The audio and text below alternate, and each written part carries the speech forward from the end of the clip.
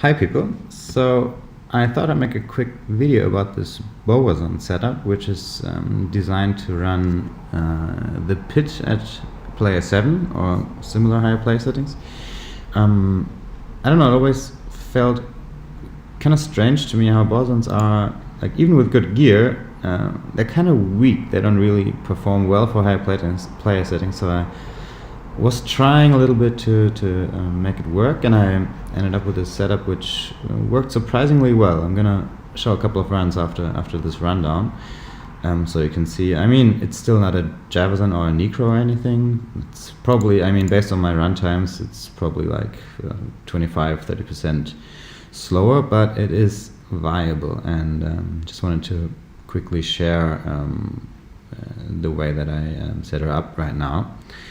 I mean, first of all, to have reasonably efficient runs, you kind of need to use Enigma to have teleport and get there quicker and move around quicker, which also means you kind of need to take care of faster cast rate breakpoints. And personally, I really like to hit the 99% FCR breakpoint on Amazons. I mean, otherwise it's just really slow. Even 99% is kind of slow, but it works.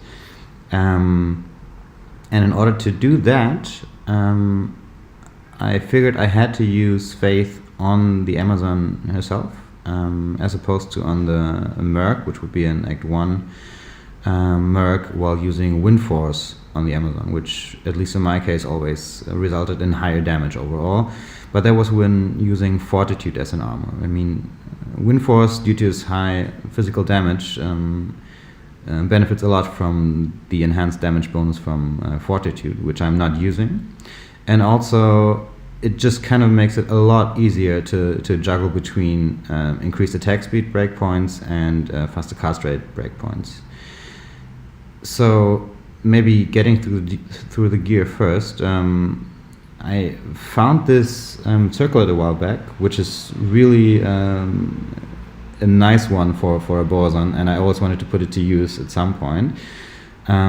Plus 2 skills is obviously nice to have, but the combination of that and faster cast rate and enhanced damage rolling on it is quite interesting for a Bowazon. I have a 15 increased attack speed and 8 minimum damage jewel in here.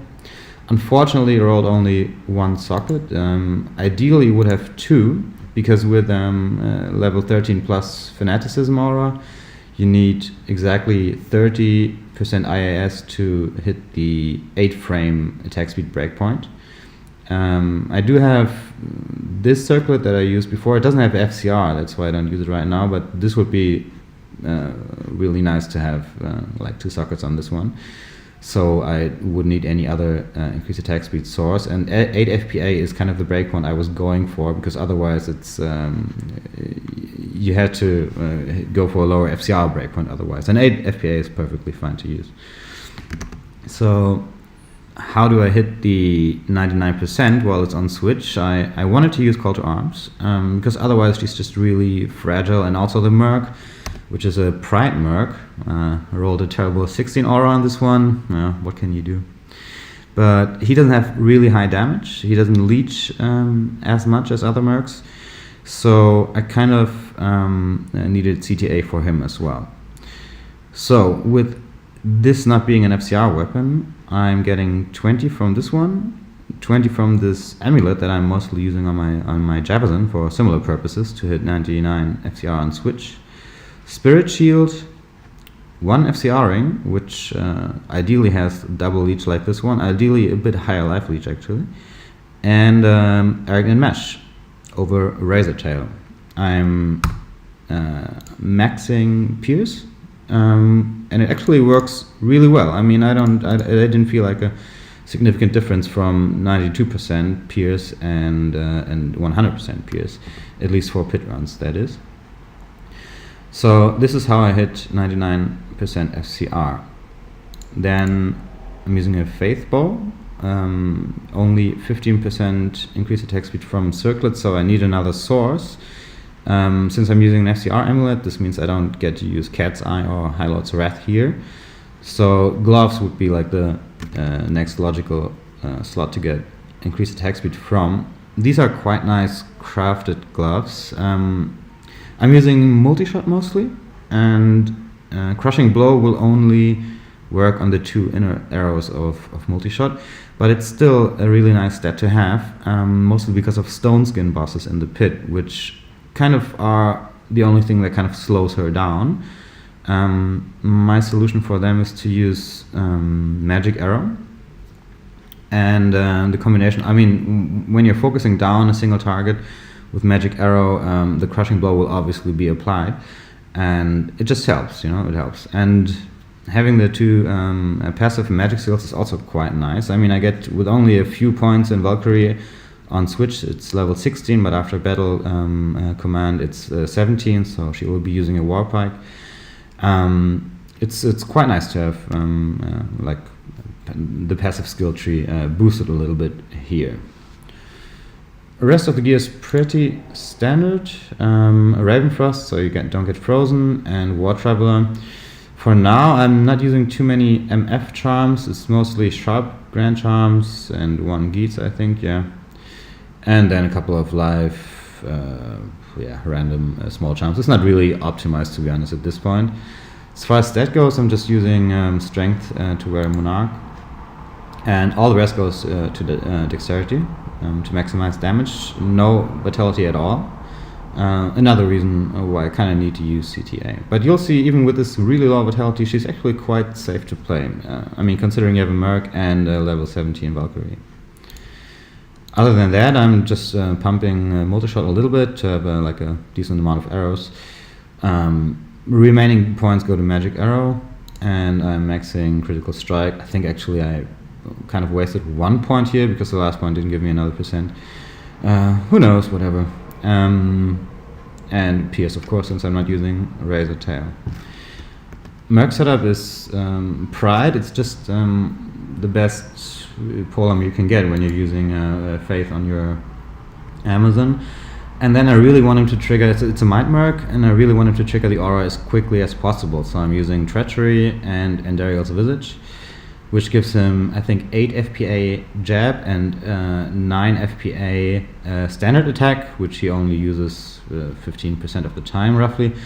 But, I mean, you could replace this with, I've been using Vampgeist before, which means it's only 9 FPA jab, so 1 frame slower, but it's not much of a difference. I mean, using Andes with an IS duel is just kind of maximize the aura triggering aspect.